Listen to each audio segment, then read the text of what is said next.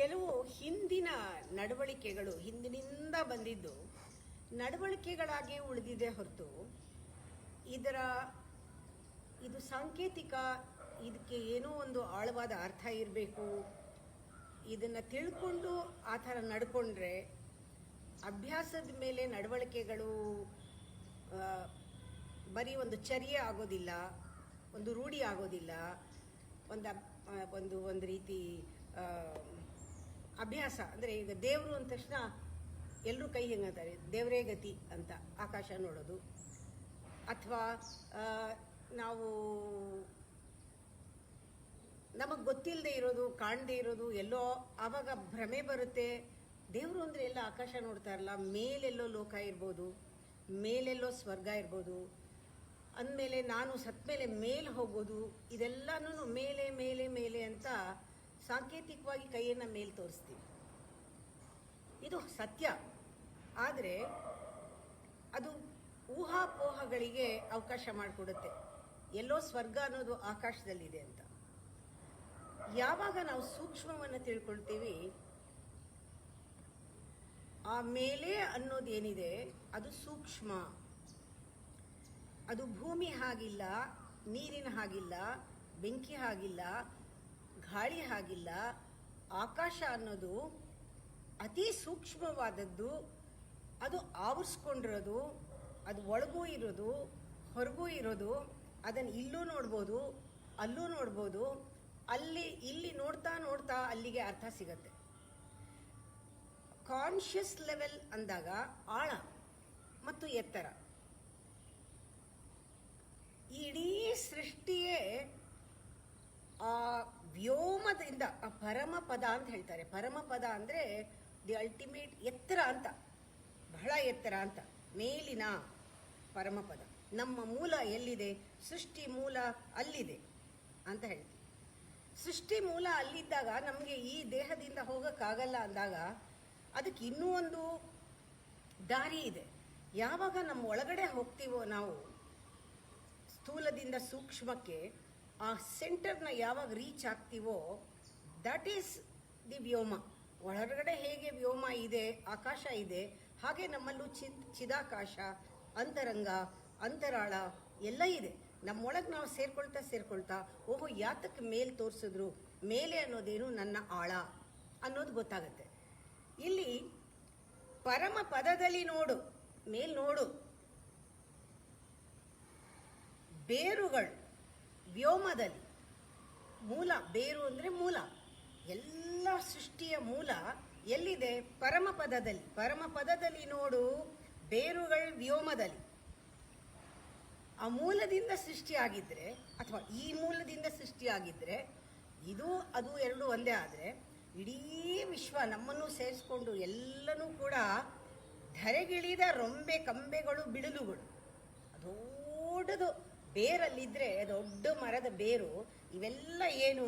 ಧರೆಗಿಳಿದ ಕೊಂಬೆ, ರೆಂಬೆ, ಬಿಡಿಲುಗಳು ಎಲ್ಲ ಬಂದಿದೆ. ಈ ವೃಕ್ಷ ಮಂಕುತಿಮ್ಮ ಕಗ್ಗದಲ್ಲಿ ಈ ವೃಕ್ಷ ಜಗತ್ ಅಶ್ವತ್ಥ ಅಂತ ಹೇಳ್ತಾರೆ, ಜಗದಶ್ವತ್ಥ ಅಂತ, ವಿಶ್ವ ಜೀವಾಶ್ವತ್ಥ ಅಂತ ಹೇಳ್ತಾರೆ. ವಿಶ್ವ ಜೀವಾಶ್ವತ್ಥದಿಂದ ಅದು ಧರೆಗಿಳಿದ ಕೊಂಬು, ರೆಂಬೆಗಳು, ಬಿಳಿಲುಗಳು, ಚಿರಜೀವಿ ವೃಕ್ಷ. ಇದು ಸದಾ ಕಾಲ ಇರೋ ವೃಕ್ಷ, ವಿಶ್ವ ಜೀವಾಶ್ವತ್ಥ. ಇದನ್ನ ಪರಿಕಿಸಿದರೆ, ಇದನ್ನ ಅರ್ಥ ಮಾಡ್ಕೊಳಕ್ ಹೋದ್ರೆ ನೀನೇನು ಅಂತ ಅರ್ಥ ಆಗ್ತೀಯಾ? ಪರಕಿಸಿದರೆ ಪರಕಿಸು ಇದರರ್ಥವನು ಮಂಕುತಿಮ್ಮ. ಪರಮ ಪದದಲ್ಲಿ ನೋಡು, ಬೇರುಗಳು ವ್ಯೋಮದಲ್ಲಿ, ಧರೆಗಿಳಿದ ಕೊಂಬು, ರೆಂಬೆಗಳು, ಬಿಳಿಲುಗಳು, ಚಿರಜೀವಿ ವೃಕ್ಷವಿದು ವಿಶ್ವ ಜೀವಶ್ವತ್ಥ. ಪರಿಕಿಸಿದರರ್ಥವನು ಮಂಕುತಿಮ್ಮ. ಅದರ ಅರ್ಥವನ್ನು ಪರಿಕಿಸಿ ನೋಡು. ಯಾವತ್ತೂ ಕೈ ಮೇಲೆ ಎತ್ತಿದ್ರೆ ಅದರ ಅರ್ಥ ಏನು? ಕೈ ಹೀಗೆ ಇಟ್ಕೊಂಡ್ರೆ ಅದರ ಅರ್ಥ ಏನು? ನಾವು ತಿಳ್ಕೋಬೇಕು. ನಮ್ಮ ಜೀವನದ ಮೂಲ ಪರಮ ಊರ್ಧ್ವದಲ್ಲಿ, ಮೇಲಿಹುದು. ನಮ್ಮ ಮೂಲ ಮೇಲಿಹುದು ಅಂದಾಗ, ಮೇಲೆ is higher level of consciousness. ಮೇಲೆ ಎಂದಾಗ ಆಕಾಶ ಅಲ್ಲ, ಒಳಗಿದೆ ಆಕಾಶ, ಒಳಗಿದೆ ಚಿದಾಕಾಶ, ದಹರಾಕಾಶ. ಒಳಗೆ ಅಂದಾಗ ಆಂತರ್ಯದಲ್ಲಿ ನೀವು ಹೋಗ್ತಾ ನೀನು ಮೇಲಕ್ಕೆ ಹೋಗ್ತೀಯ. ಮೇಲೆ ಅನ್ನೋದು ಒಳಗೆ ಅನ್ನೋದು ತಿಳ್ಕೋಬೇಕು. ಜೀವನದ ಮೂಲ ಮೇಲಿರುವುದು ಪರಮ ಊರ್ಧ್ವದಲ್ಲಿ. ನೀನು ಧ್ಯಾನ ಮಾಡಿದ್ರೆ ಊರ್ಧ್ವಮುಖವಾಗಿ ನೀನು ಹೋಗೋದು. ನಿನ್ನ ದಾರಿ ಎನರ್ಜಿ ಮುಕ್ತಿಗೆ ಊರ್ಧ್ವಮುಖ. ತೀರ್ಪುದದು ಕೆಳಗೆ ನಮ್ಮ ಲೋಕದಲ್ಲಿ ಚಾಚ್ಕೊಂಡಿದೆ, ಹರಡಿಕೊಂಡಿದೆ ನಮ್ಮ ಲೋಕದಲ್ಲಿ. ನಮ್ಮ ಮೂಲ ಅಲ್ಲಿದೆ, ಹರಡಿಕೊಂಡಿದೆ ಎಲ್ಲ ಕಡೆನೂ ನಮ್ಮ ಲೋಕದಲ್ಲಿ.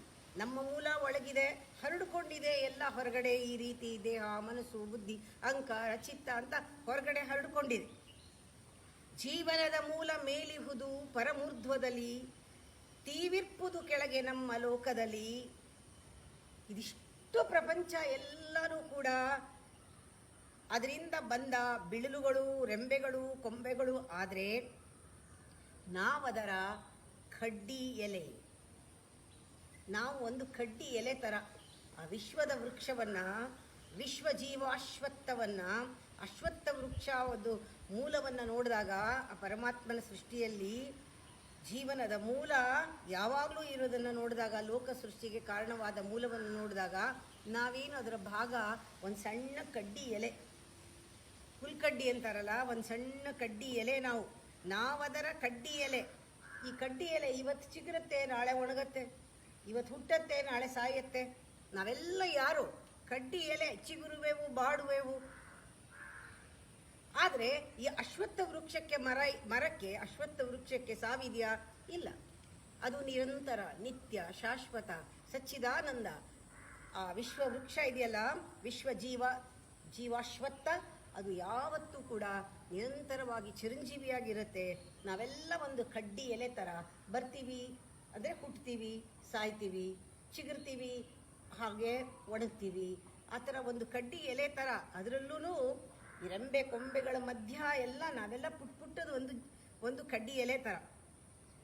ಸಾವು ಮರಕ್ಕೇನಿಲ್ಲ ಮಂಕುತಿಮ್ಮ, ಸಾವು ಮರಕ್ಕಿಲ್ಲ.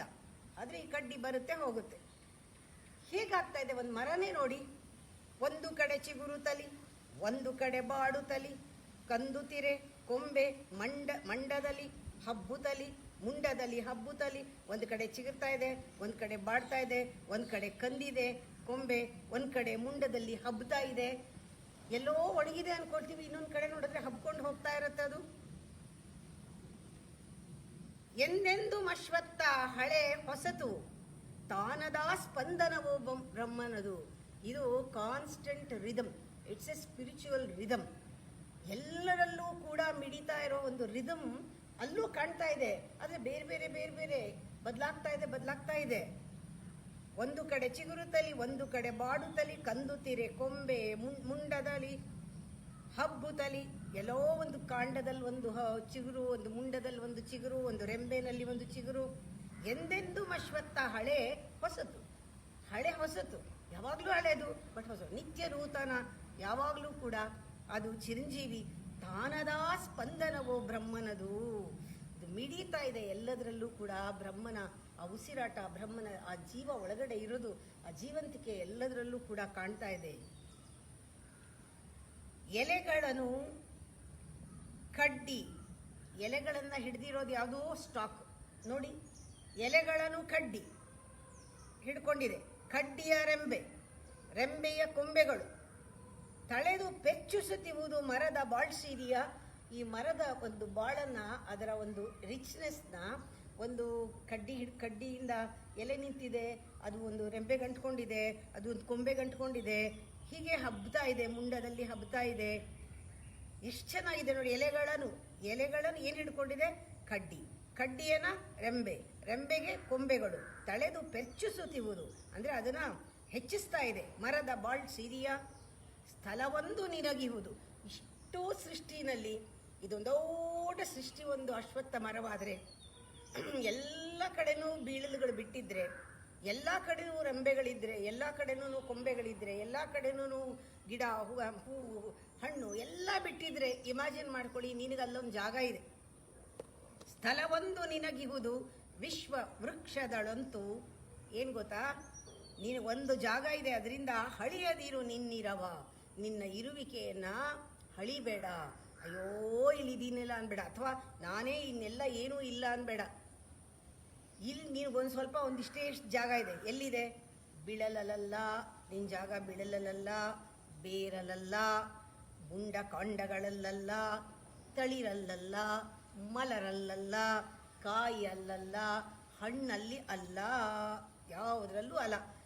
ಎಲೆ ನೀನು, ವಿಶ್ವ ವೃಕ್ಷದೊಳು ಎಲೆಯೊಳೊಂದು ನೀನು. ಇದ್ಯಾವುದೂ ನೀನಲ್ಲ. ಇಷ್ಟು ದೊಡ್ಡ ಮರ ಇದ್ರೂ ಬಿಳಲು, ಬೇರು, ಮುಂಡ, ಕಾಂಡ, ತಳಿರು, ಮಲರ್ ಅಂದರೆ ಹೂ, ಮಲರು, ಕಾಯಿ, ಹಣ್ಣು, ಎಲೆ, ಇಷ್ಟರಲ್ಲಿ ಎಲೆ ನೀನು. ವಿಶ್ವವೃಕ್ಷದೋಳ್ ಎಲೆಯೊಳೊಂದು ನೀ ತಿಳಿದದನು ನೆರವಾಗು ಮಂಕುತಿಮ್ಮ. ಯಾವಾಗ ನಾನೊಂದು ಎಲೆ, ನೆನ್ನೆ ಚಿಗುರದೆ ಇವತ್ತಿದ್ದೀನಿ, ನಾಳೆ ಮುದುಡೋಗ್ತೀನಿ, ಹಣ್ಣಾಯಿತು ಎಲೆ, ಉದುರ್ತು ಕೆಳಗೆ, ಇನ್ನೊಂದು ಚಿಗುರ್ತಾ ಇರುತ್ತೆ. ಅದರಿಂದ ನಮ್ದಿಷ್ಟೇ ಜಾಗ ಇರೋದು, ಅದನ್ನು ತಿಳ್ಕೊಂಡು ಅದಕ್ಕೆ ಅನುವಾಗಿ ಸಪೋರ್ಟಿಂಗ್ ಆಗಿ ನಾವು ಮರಕ್ಕೆ ಸಪೋರ್ಟಿಂಗ್ ಆಗಿ ಇದ್ದಾಗ ಲೋಕಕ್ಕೆ ಸಪೋರ್ಟಿಂಗ್ ಆಗಿರ್ತೀವಿ, ನಮ್ಮ ಜೀವನಕ್ಕೆ ಸಪೋರ್ಟಿಂಗ್ ಆಗಿರ್ತೀವಿ. ನಮ್ಮ ಪಾತ್ರನ ಸ್ವಲ್ಪ ಹೊತ್ತೇ ಇದ್ದರೂ ಕೂಡ, 3 ದಿವಸ ಇದ್ದರೂ ಕೂಡ, ಬಾಲ್ಯ ಯೌವನ ಮಕ್ಕಳು ಚೆನ್ನಾಗಿ ಸಂಪೂರ್ಣವಾಗಿ ಪೂರ್ಣವಾಗಿ ಆನಂದವಾಗಿ ನಮ್ಗೆ ಹೇಗೆ ಬೇಕೋ ಹಾಗೆ ಕಳೀತೀವಿ.